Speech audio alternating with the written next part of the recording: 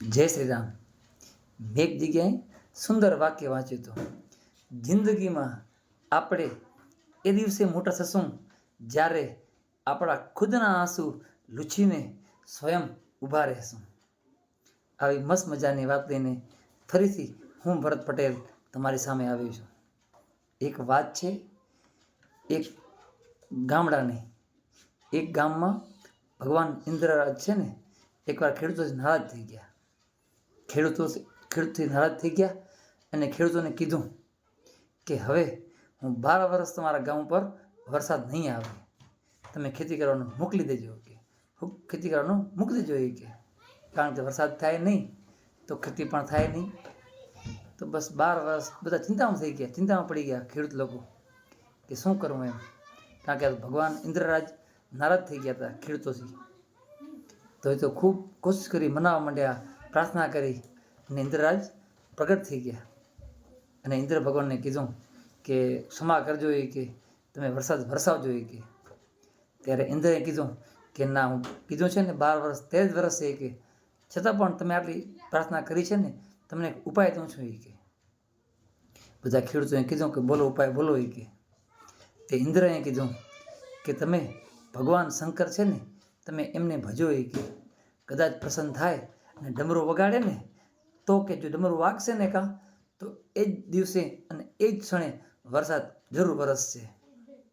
તે બધાએ તો ખેડૂત લોકો અને ગામ લોકો બધાએ સાથે મળી અને ભગવાન શિવજીને પ્રસન્ન કરવા માંડ્યા અને ખૂબ આરાધના કરી અને ભગવાન શિવજી પ્રગટ થયા ને એના પહેલાં ઇન્દ્રએ કૈલાસ પર્વત જઈને ભગવાન શિવજીને કીધું કે હું છે ને ખેડૂતથી નારાજ થયો છું એ કે એટલે તમે છે ને કાંઈ તમને પસંદ કરે ને તમે એમને છે ને ડમરું વગાડવાનું કહે ને તમે ના પાડજો એ કે, મારું આટલું માન રાખજો એ કે.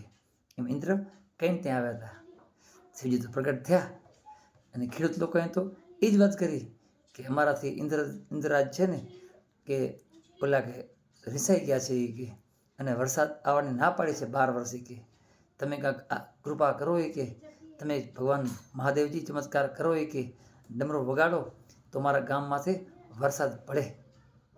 ત્યારે ભગવાન શિવજી પણ કેમ કીધું કે ડમરો વાગશે પણ 12 વર્ષ પછી વાગશે કે.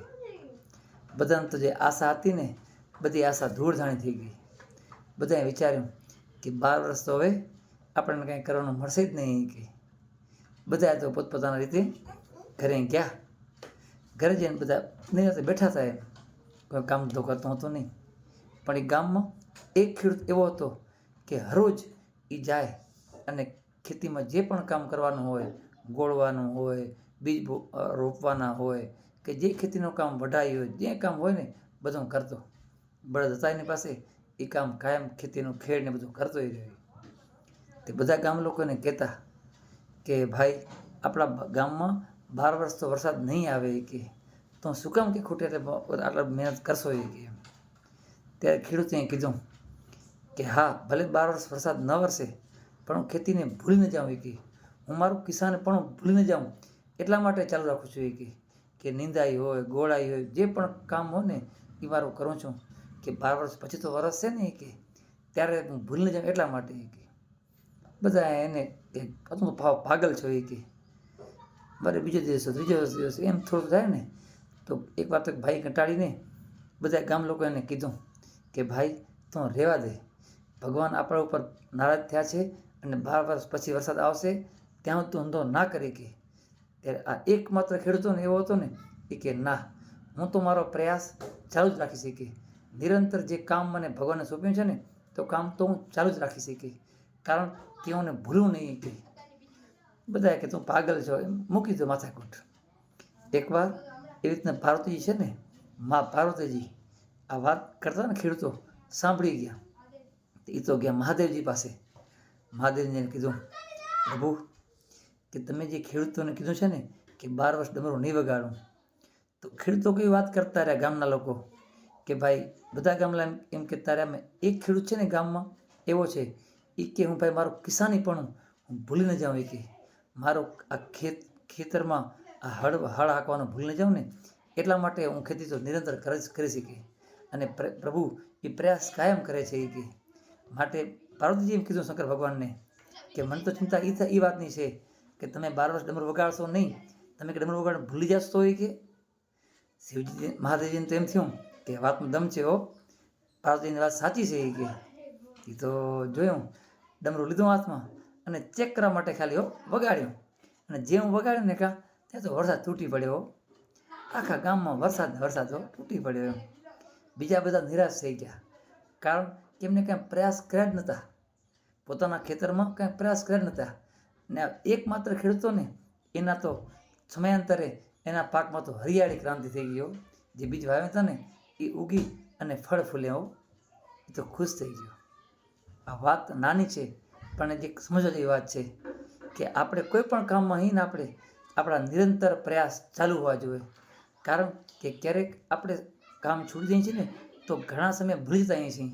માટે પ્રયાસ અથાગ હોવા જોઈએ, આપણા પ્રયાસ તો ચાલુ જ હોવા જોઈએ, નિરંતર ચાલુ રાખવા જોઈએ, કારણ કે શું ખબર ડમરું ક્યારે વાગે, ગમે તે ડમરું વાગી શકે છે.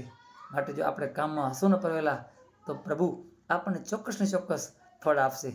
કોઈ અભ્યાસ કરતા હોય વિદ્યાર્થીઓ ઘણીવાર એવું એમને વિચારતા હોય છે કે હું આ નથી ભણતો, શું કરું, મને આવડતું નથી, પણ પ્રયાસ તો ચાલુ હોવા જોઈએ. કોઈ પણ વસ્તુ છે ને અશક્ય જીવનમાં છે જ નહીં. તમે પ્રયાસ કરશો ને તો ઓટોમેટિક ભગવાન રસ્તો સુજાડશે અને પ્રયાસ થકી આપણું જીવન પણ મહેકશે. માટે પ્રયાસ નિરંતર ચાલુ હોવા જોઈએ. આ વાત તમને ગમતી હોય તો લાઈક કરજો, શેર જરૂર કરજો. જય શ્રી રામ, હર હર મહાદેવ.